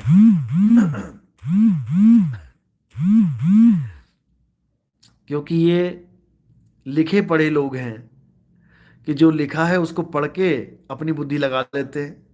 पता नहीं ये पढ़े लिखे कब बनेंगे। अब वाणी बोलते हैं, वाणी क्या बोल रहे हैं कि काल काल सब कोई कहे, काल ना चीने कोई, जितनी मन की कल्पना काल कहावे सोए। कह रहे देखो, बोला ना कि जितनी मन की कल्पना काल कहावे सोए। कल्पनाएं ही काल है, मन काल नहीं है। अब क्या बोलूं मैं? ऐसे ऐसे धुरंधर आ गए हैं कि मन करता है कि भाई एक बार इनसे मिल ही लिया जाए जाके। हाँ भाई, कहाँ से सर्टिफिकेट लेके आया भाई तू? और सबसे बड़ी बात है, अपने गुरुओं का नाम नहीं बताते ये लोग। गुरु का नाम इसलिए नहीं बताते क्योंकि पोल खुल जाएगी कि ये ज्ञान, ये सब मनमुखी ज्ञान है। साहिब कह रहे हैं, मन ही स्वरूपी देव निरंजन तुम्हें राख भरमाई हो। ए हंसा तू अमर लोक का बड़ा कालवश आई हो। अब बताओ जरा, कौन है काल? मन ही स्वरूपी देव निरंजन। ये मन का स्वरूप जो है यही काल है। कल्पनाएं तो उसकी खेल हैं। मन ही शिकारी है, कल्पनाएं तो उसके तीर हैं जो चला रहा है, लगातार चला रहा है। तीर की कोई अहमियत नहीं है शिकारी के बिना। बिना शिकारी के तीर चल के दिखाए? शिकारी से दोस्ती कर बैठे और तीर से बच रहे हो? अरे वो शिकारी है, वो तेरे तीर ही मारेगा। ऐसा मूर्ख इंसान है आजकल। यूट्यूब चैनल बना के बैठ गया, छोटा सा बच्चा ही है अभी तो खैर। लेकिन वही बात है ना कि खुद तो बच्चा है, लोगों को तो मत बच्चा बनाना भाई। ज्ञान नहीं है तो ठीक है, कोई ज्ञान अर्जित कर किसी गुरु के पास जाके, बताओ। ऐसा ज्ञान उल्टा पुल्टा खिचड़ी ज्ञान पका रहे हैं लोग बस पैसे कमाने के चक्कर में। एक चैनल बन गया, 1-2 हजार बंदे जुड़ गए, अब दूसरा चैनल बना लिया। इसको भी देखो जी, इसको भी। क्यों भैया, पुराने वाले चैनल पे आवाज आनी बंद हो गई क्या? उस पे क्या तेरे सत्संग सुनाई नहीं देंगे? जो नया चैनल एक और बना लिया। सब माया का खेल, सब पैसे कमाने में लगे हैं। मैं यकीन के साथ कह रहा हूं कि अगर यूट्यूब पैसे देना बंद कर दे आध्यात्मिक चैनल वालों को, 99% दुड़की हो जाएंगे यहां से, रोटी पानी कमा के खाएंगे। इनको पता है कि कहीं ना कहीं से उठा के किसी की वीडियो देख के कोई भी ज्ञान उठा के चोरी करके डाल दो, देखने से मतलब है। कोई देख के गाली भी देगा तब भी पैसे मिलेंगे उसके। इतनी बुरी हालत है इन लोगों की। ब्रह्मरंध्र पे ज्ञान बता रहे हैं, ABCD नहीं पता ब्रह्मरंध्र की क्या होता है। बस एक एक की वीडियो देख ली दूसरे ने, दूसरे की वीडियो देख ली तीसरे ने, और बन गए सारे ज्ञानी। हमें पता है ब्रह्मरंध्र क्या है। क्या क्या है ब्रह्मरंध्र? कभी गए हो वहां पे? तुम सपने में भी नहीं सोच सकते कि ब्रह्मरंध्र खुलता है तो क्या होता है। बस पैसे कमा लो यूट्यूब से जितने कमाने हैं। आप चिंता मत करो, जड़ें सबकी हिला देंगे, चिंता मत करो। समय आने दो, समय पे होता है सब कुछ। और सबसे बड़ी बात है, हमें लोगों की इज्जत भी बचानी है। हमें लोगों की इज्जत की भी परवाह है। अपने कलेस में लोगों की इज्जत की धज्जियां थोड़ी नहीं उड़वानी है। आप चिंता मत करो, सबको मालिक अकल देगा। आप चिंता मत करो पूरनदास जी, बिल्कुल चिंता मत करो।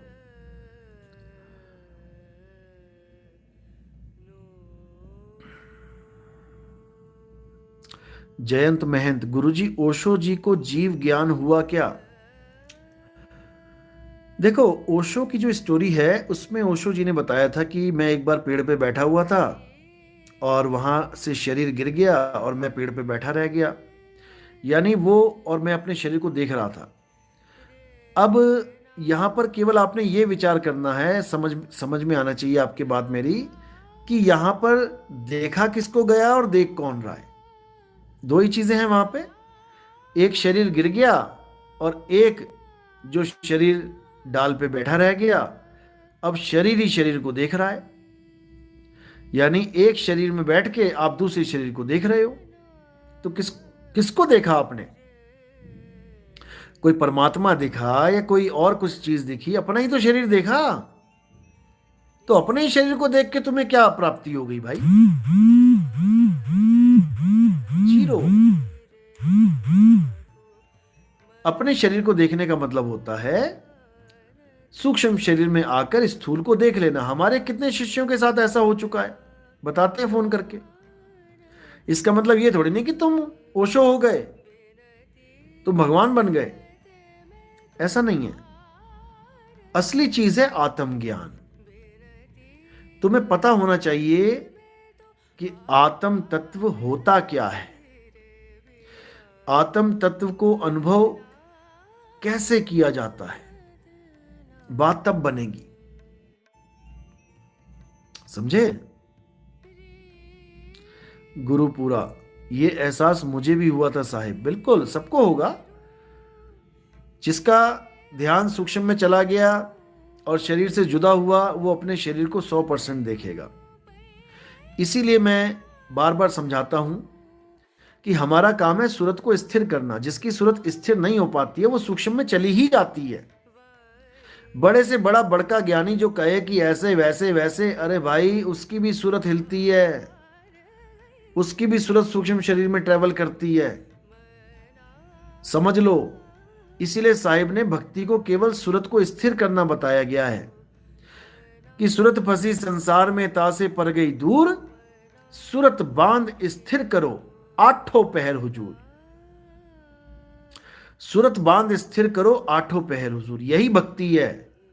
अब कहां स्थिर करना है? आकाश में थोड़ी नहीं करना है कि तुम्हारी आंखों के सामने ये जो सूक्ष्म तत्व है जो दिखाई नहीं देता उसको तुम देखते रहो देखते रहो देखते रहो और बड़े सहज हो गए तुम। सहज नहीं हो गए। ये 3 लोक की जेल में देख रहे हो तुम। ये 3 लोक की जेल है, इसी में प्रलय, इसी में अंत होता है सारी सृष्टि का, जिसको तुम सत्य मान बैठे हो। 3 लोक एक जेल है और पाप पुण्य 2 जाल, सारा जग भोजन बना ये खाने वाला काल। लग जाएगा पता, आने दो समय। जो बड़े बड़का ज्ञानी बने बैठे हो ना, लग जाएगा पता। जब प्राण पखेरु उड़ेंगे ना और दरवाजा ढूंढेंगे कहां से निकलूं, तब निकाल के दिखाना तुम रोम रोम में से। नानी ना याद आ गई तो नाम बदल देना, लग जाएगा पता। रोम में से निकलेंगे महाराज।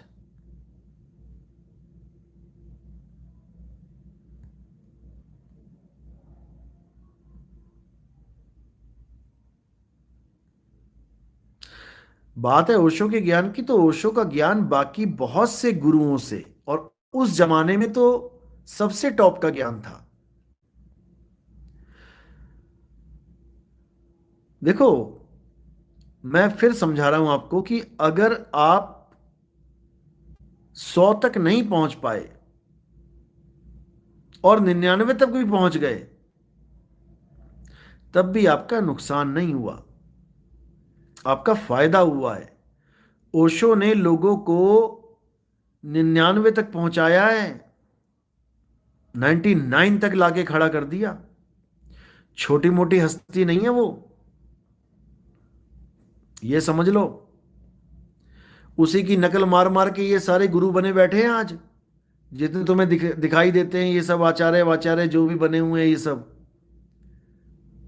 कोई सदगुरु बना बैठा है, कोई फलाना ठिकाना बना बैठा है, ये सब ओशो के ही हैं चेले चपाड़े। ओशो के नाम की रोटियां सेक रहे हैं ये। बड़े से बड़ा ज्ञानी, यहां तक कि मस्कीन जी को अच्छी तरह जानने वाले लोग, उनके इंटरव्यू पड़े हुए हैं यूट्यूब पे, वो तक ये बताते हैं कि मस्कीन जी भी अपने बैग में ओशो की किताबें लेके रखते थे, समय मिलते ही पढ़ते थे उसको। इंटरव्यू पड़े हुए हैं उन लोगों के जो मस्कीन जी के बिल्कुल साथ रहे हैं, अच्छी तरह जो उनके साथ रहे हैं, उनको अच्छी तरह जानते हैं। वो ओशो के भी चेले हैं। सारा कुछ उसमें यूट्यूब पे पड़ा हुआ है, आप देखो तो सही। ओशो के नाम पर ही ये सारे रोटी सेक रहे हैं अपनी। बड़ी बड़ी फर्में बना ली हैं इन लोगों ने, हजारों लाखों रुपए का माल बेच रहे हैं। जाके देखो, साइटें भरी पड़ी हैं। शैम्पू से लेके बिस्कुट तक सब बेच रहे हैं ये। खाओ लगाओ। तो भाई ओशो कोई छोटी मोटी चीज नहीं है। ओशो अपने युग का भगवान है, लेकिन पूर्ण ज्ञान नहीं था। 99 तक उसने कोई कमी भी नहीं छोड़ी। 1.5 लाख किताबें पढ़ के बैठा है, कहां छोड़ेगा कमी। तुम जैसे एक किताब पढ़ लेते हैं तो ज्ञानी बन जाते हैं, वो 1.5 लाख किताबें पढ़ के बैठा है। कौन करेगा उसका मुकाबला। हमारे पास बहुत से ओशो के भगत आए हैं, नाम दीक्षा ली है उन्होंने और बहुत संतुष्ट है, भक्ति कर रहे हैं। 50-50 साल जो ओशो के साथ रहे वो आके नाम दीक्षा ले गए हैं। तो ओशो कोई गलत नहीं है, लोगों ने उसको गलत बना डाला क्योंकि उसके सिद्धांत थोड़े से अलग थे बाकियों से। वो खुल के बात करता था। वो कहता था कि डॉक्टर के पास अगर तुम जा रहे हो किसी बीमारी को ठीक करवाने और तुम उसी बीमारी को छुपाओगे तो कैसे ठीक होगी। सबसे बड़ी बीमारी क्या है? काम वासना। और वो खुल के बोलता था काम वासना पे। वो कहता था पहले काम वासना को अच्छी तरह देख ही लो ना, पहले काम वासना में घुस जाओ एक बार अच्छी तरह, निचोड़ निकाल लो इसका कि क्या है लास्ट में, उसके बाद तुम इससे छुटकारा पाओ। अब उसी में लोगों ने कह दिया कि ये फलाना, ये जी, ये तो ऐसा गुरु है वैसा गुरु है। अरे तुम्हारी कमजोरी को तुम्हारी महानता बनाना चाहता था वो, लेकिन तुम्हें वो भी हजम ना हुई तो क्या कर लिया। बड़े बड़े बाबे आज जा रहे हैं जेलों में। ओशो ने इसी काम को खत्म करने के लिए कुछ फार्मूले दिए थे, लेकिन लोग उसको सही से समझ नहीं पाए। और उन फार्मूले में भी थोड़ी सी कमी थी, थोड़ी सी कमी, जिसकी वजह से, क्योंकि थोड़ी सी कमी ही आगे जाके नासूर बन जाती है, जिसकी वजह से बहुत से जीव पथभ्रष्ट हो गए। वो कमी क्या है? वो कभी पूरा मौका मिलेगा तो बताएंगे, अच्छी तरह समझाएंगे कि कहाँ पे कमी रह गई थी। लेकिन बाकी कुल मिला के 99% ओशो का ज्ञान बाकियों से बहुत मच बेटर था।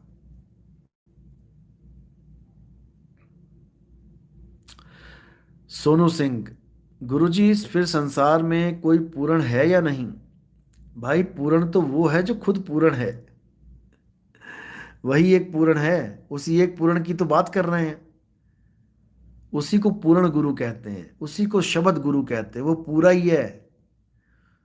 वो आपका अधूरापन भी खत्म कर देगा। उससे जुड़ते ही आप भी पूरे हो जाओगे। तो इसको समझना है।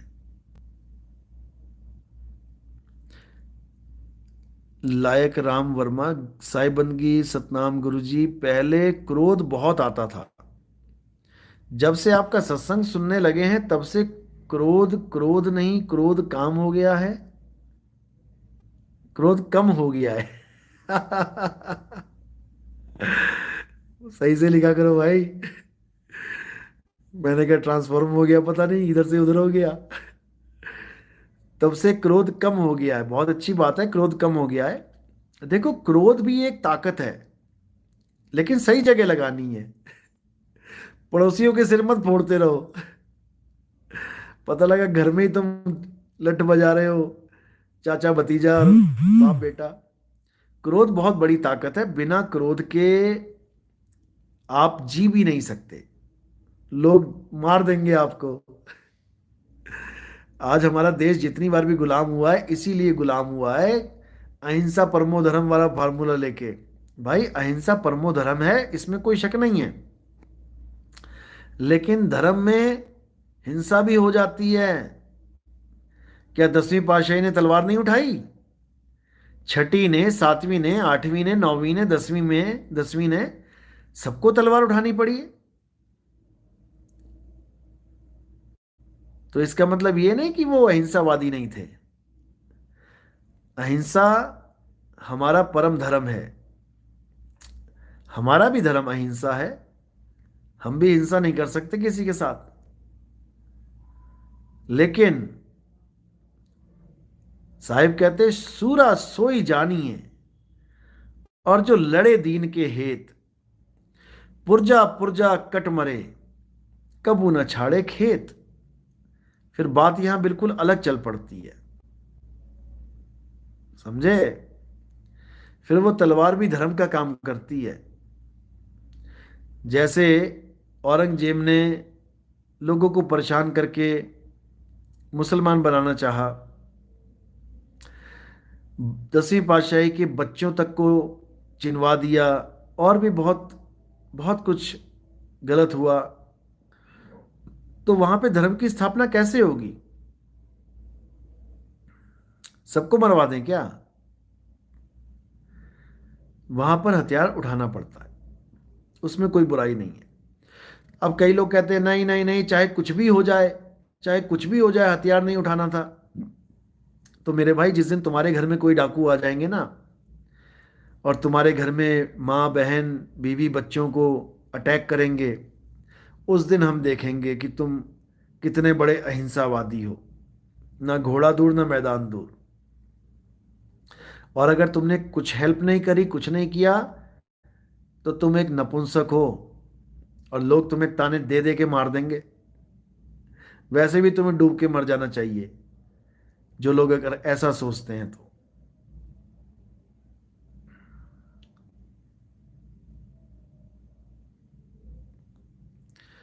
राहुल, एक सत्संगी का जीवन कैसा होना चाहिए इस संसार में, फैमिली और समाज के प्रति? देखो, सत्यवादी रहो। पहले तो सत्य के साथ रहो। सत्यवादी हो जाओगे ना, अपने आप सबको समझ में आ जाएगा। परिवार के साथ कैसे रहना है, समाज के साथ कैसे रहना है, सब समझ में आ जाएगा। पहले खुद सत्य को जान लो, उसके बाद खुद ही तुम्हारे अंदर बदलाव आ जाएंगे। उसकी चिंता नहीं करनी है। सबसे प्रेम करना है। सबके दुखों को अपना दुख समझो। किसी के साथ छल मत करो। धोखा मत दो किसी को। क्योंकि छल तुम्हें लगता है कि मैंने किसी और के साथ कर लिया है, लेकिन छल वो तुम अपने साथ कर बैठे हो। ये प्रकृति है मेरे भाई। जो प्रकृति को दोगे वही मिलेगा वापस।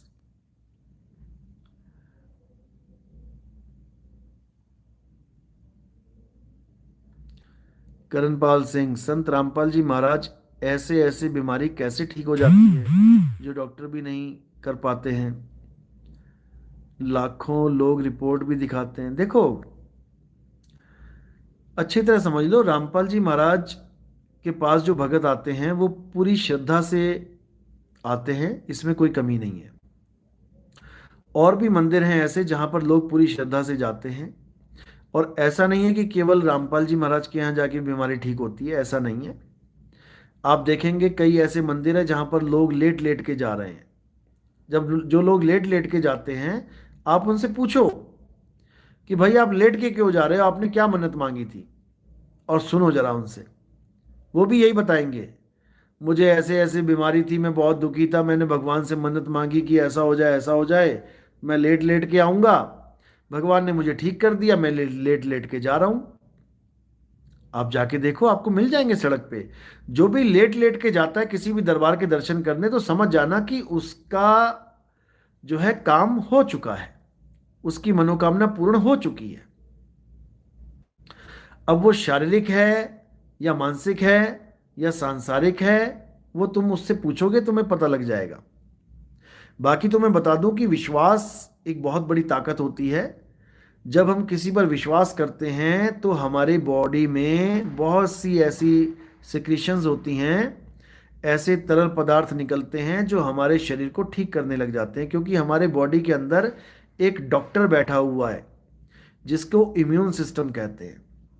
वो इम्यून सिस्टम, वो प्राकृतिक डॉक्टर बैठा हुआ है हमारे शरीर में। वो अपने आप ही कार्य करता है। बीमारियां तब लगती हैं जब हमारा डॉक्टर ही बीमार हो जाता है, इम्यून सिस्टम वीक हो जाता है, तब हमारी बॉडी में बीमारियां लगनी शुरू हो जाती हैं। लेकिन पूरा विश्वास जो होता है वो इम्यून सिस्टम को भी स्ट्रांग करता है। जैसे कई लोग डर जाते हैं, घबरा जाते हैं, चिंता ज़्यादा करते हैं, तो उनका इम्यून सिस्टम वीक होने लग जाता है। और जब लोग विश्वास करते हैं, पूर्ण अटल विश्वास करते हैं, उनके अंदर एक नई चेतना जागृत होती है, तो वो डॉक्टर अपने आप ठीक होने लग जाता है। वही आगे से आगे रोगों से लड़ने की ताकत इकट्ठी करता है और रोगों को खत्म करता है। कोई कोई मंत्र जाप से नहीं होता, ये सब भूल जाओ। रामपाल जी महाराज को तो खुद दांतों में प्रॉब्लम थी, खुद दवाइयां खाते हैं, उनके डॉक्टर अभी भी जेल में जाते हैं उनको दवाइयां देने। कोई छुपा थोड़ी नहीं है, कितनी बार आ चुका है, अखबारों में आ गया, आप फेसबुक पे चेक कर सकते हैं, कितनी बार डिमांड करी उन्होंने कि मेरे डॉक्टर को मुझसे मिलने दिया जाए। अरे जो खुद डॉक्टर को मिल रहे हैं, डॉक्टर क्या करेगा, मंत्र थोड़ी नहीं दे रहा है डॉक्टर जाके, डॉक्टर दवाई दे रहा है उनको जाके। जो खुद दवाई खा रहे हैं, तो तुम कैसे कह रहे हो कि बिना दवाई के ठीक हो गए जी, उन्होंने कर दिया? ये तुम्हारे विश्वास की वजह से ठीक होता है। अच्छी तरह समझ लो इसको। मैं कोई उनकी बुराई नहीं कर रहा हूं, जो सच है वो सच है, और इसके प्रूफ है हमारे पास। विनेश कुमार, जो मेन चीज होती होती है ना, बस वो पता लग गई है, अब अपना भक्ति करो। ये सवाल ऐसे बताने वाले नहीं होते कि तुम यहां पूछ लो ये क्या होता है वो क्या होता है। हर चीज नहीं बताई जाती है यूट्यूब पे।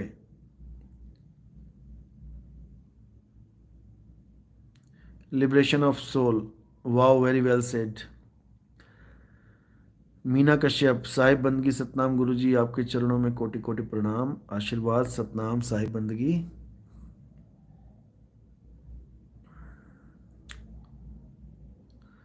चलो अब लाइव सेशन स्टॉप करते हैं, और फिर से मैं बोलूंगा कि अब पूरे विश्व में डंका बजाने का समय हो चुका है, और हमें अब एकजुट होकर इस कार्य को अंजाम कर देना है। कलयुग में सतयुग तभी आएगा, ये सारे युद्ध, ये सारे झगड़े लफड़े धर्मों के नाम पे, क्योंकि देखो अगर धर्मों के नाम पे युद्ध होता है तो हमारी ही जानें जाएंगी, कोई और नहीं मरेगा। जिस शहर में लफड़ा होगा, जिस शहर में झगड़ा होगा, हजारों लोग मारे जाएंगे। किसका नुकसान हुआ? हम ही लोग का नुकसान हुआ, हिंदुओं का हुआ, मुसलमानों का हुआ। तो इस नुकसान को हम केवल मूल ज्ञान के द्वारा रोक सकते हैं, और कोई जरिया नहीं है। और कोई जरिया होता तो आज तक ये दोनों एक हो चुके होते। हमारे सत्संग सुन के कितने ही मुसलमान भाइयों ने नाम दीक्षा ली है, और सत्य को पाने के लिए अब अटल हो गए हैं। हमारी हमारे सत्संग सुन के कितने ईसाई भाई जागे हैं। हिंदू तो जाग ही रहे हैं, क्योंकि गीता पे मेन फोकस रखता हूं मैं। सिख भाई जागे हैं। आप देखोगे पगड़ी पहने हुए कितने लोगों ने नाम दीक्षा ली है। क्योंकि हम सब एक तभी हो पाएंगे जब हमारा ज्ञान एक होगा, और ज्ञान एक तब हो पाएगा जब हिंदू, मुस्लिम, सिख, ईसाई, इन सब ज्ञान से ऊपर आत्मा का ज्ञान जब आप जान लेंगे तो सब एक हो जाएंगे।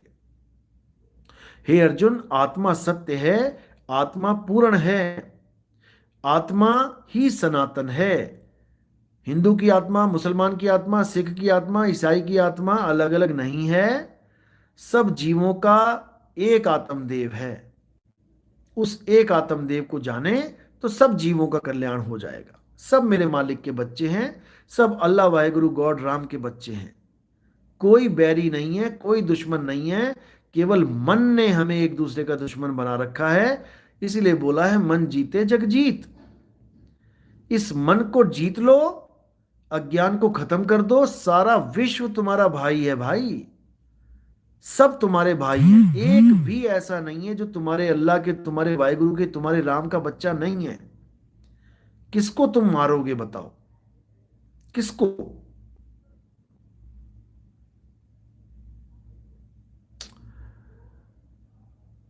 प्रदीप डांगे, गुरुजी मेरी बंदगी स्वीकार करो, सतनाम साहिब बंदगी आशीर्वाद। गणेश, सतनाम किस देव का नाम है गुरुजी? सतनाम नाम है आत्मदेव का।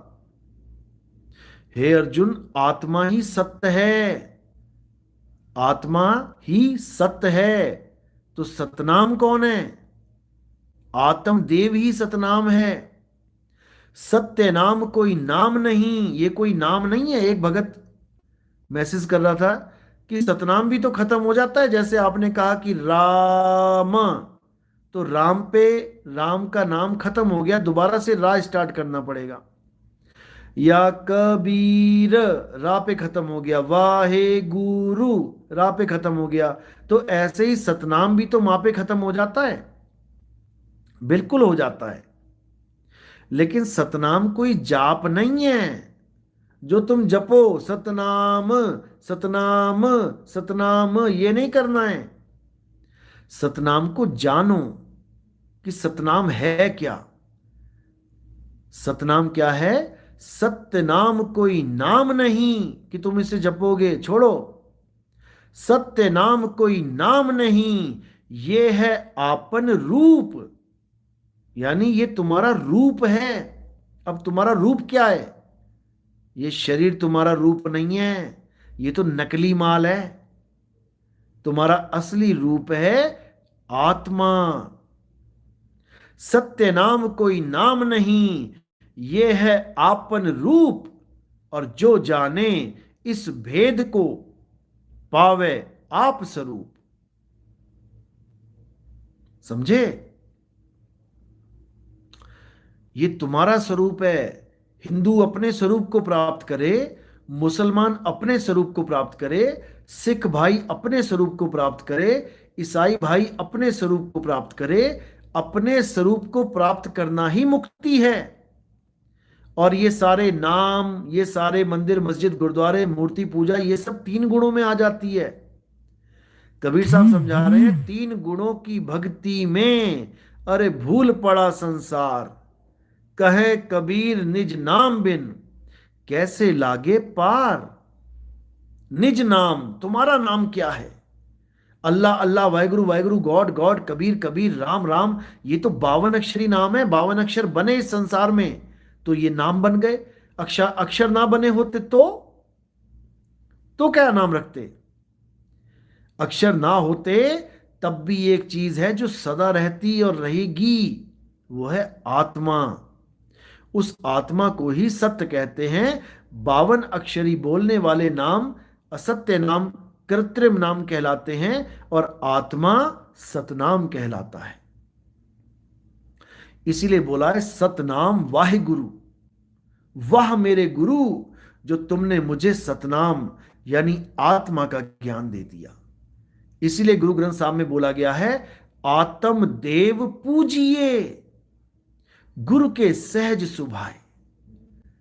कि अगर इस दुनिया में कोई पूजनीय है तो आत्म देव पूजनीय है। हिंदू भी आत्म देव की पूजा करे, मुसलमान भी आत्म देव की पूजा करे, सिख भी आत्म देव की पूजा करे, ईसाई भी आत्म देव की पूजा करे, और चारों भाई एक हो जाएं। और कुछ नहीं करना है। ये सारे झगड़े, ये सारे लफड़े सब खत्म। और इसी को कुरान में जिक्र बोला गया है। जिक्र यानी उस अल्लाह को सदा याद रखना, नाम नहीं जपना। क्योंकि नाम तो कभी कभी जप पाओगे, बीच में भूल जाओगे, नहीं जप पाए, या 5 टाइम की नमाज पढ़ी, बीच में नमाज छूट गई। लेकिन जो जिक्र है, जो याद है, वो याद सदा बनी रहेगी, पल पल। कैसे? जैसे पनिहारिन घड़ा सिर पे रख ले और 24 घंटा चले, तो 24 घंटा उसको घड़े की याद बनी रहेगी। 24 घंटा उसको एक बार भी नहीं बोलना पड़ेगा 24 घंटे में कि घड़ा घड़ा घड़ा। एक बार भी नहीं बोलना पड़ेगा। घड़ा सिर पे रखा है, 24 घंटे याद बनी रहेगी। समझे? ऐसे अल्लाह को याद रखना है, ऐसे मौला को याद रखना है, ऐसे राम को याद रखना है, ऐसे कृष्ण को याद रखना है, ऐसे वाहिगुरु को, भगवान को याद रखना है। बस इतनी सी बात है और कुछ नहीं है। बाकी सब झगड़े अक्षरों के हैं, जुबान के झगड़े हैं, 52 अक्षर के झगड़े हैं। अरे 52 के जंजाल में फंस गया ये संसार, और सिमरन 52 का करे, कैसे लागे पार। समझे? अच्छी तरह समझ लो इसको। चलो, तो आज का सत्संग, आज का शंका समाधान यहीं समाप्त करते हैं। और परमात्मा की अपार कृपा सब पर बरसती रहे, मेरे मालिक की दया सब पे होती रहे।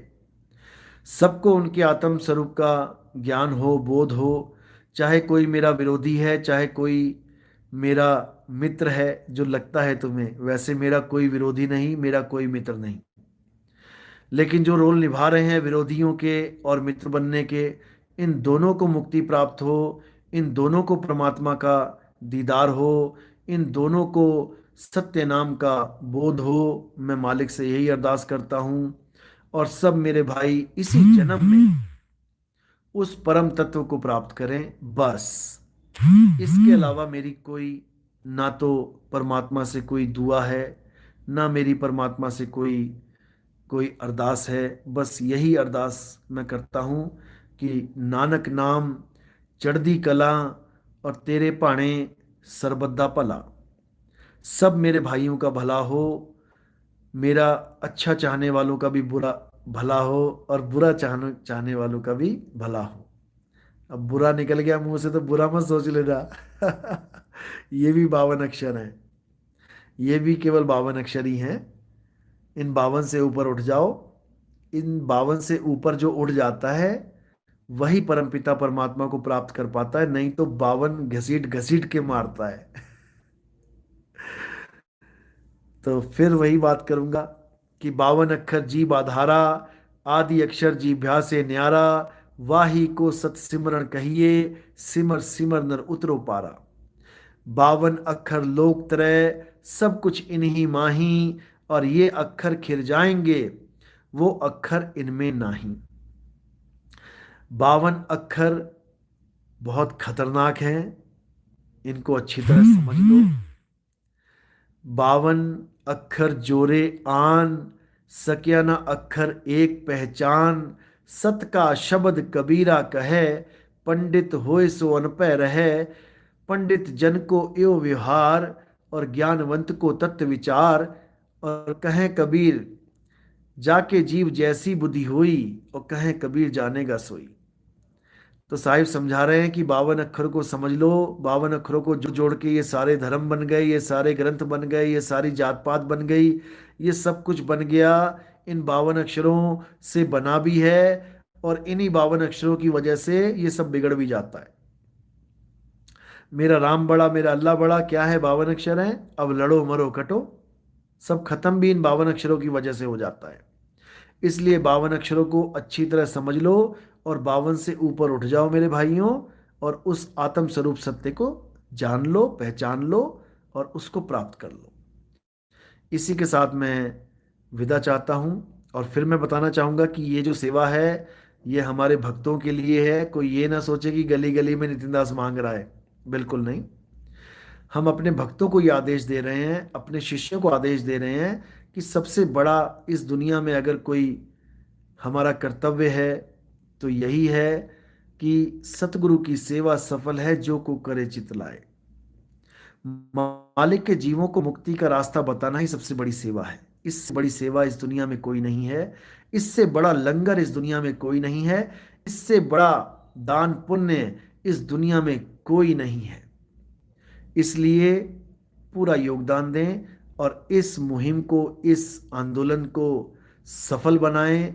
और सोने की कलम से आपका भी नाम लिखेगा, इसमें कोई शक नहीं है।